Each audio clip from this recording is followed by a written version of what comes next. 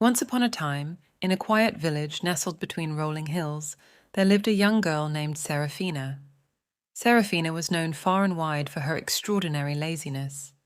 While the other children played in the fields, chased butterflies, and helped their parents with chores, Seraphina could always be found lounging beneath the shade of a grand oak tree, her eyes closed and her mind lost in daydreams.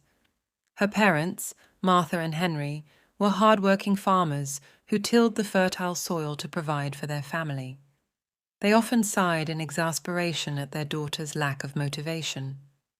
"Seraphina, dear," Martha would say, "you must help us with the chores, or our crops won't grow, and we'll have nothing to eat." But Seraphina would simply yawn and reply, "Oh, Mother, the sun is so warm, and the breeze is so gentle. I'll help later, I promise."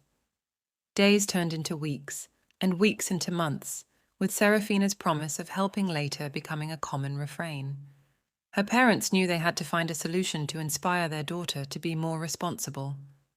One summer morning, a traveling storyteller arrived in the village, hearing about the legendary laziness of young Seraphina.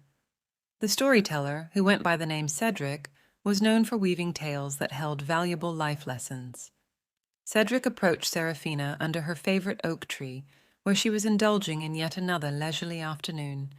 He began to tell her a captivating story about a young girl who had the power to bring life and abundance to a barren land, but chose to sleep instead. Seraphina listened intently, and as the story unfolded, she saw herself in the protagonist's shoes. The story touched something deep within her, and for the first time, she felt a sense of responsibility and purpose. She realized that life was passing her by while she daydreamed.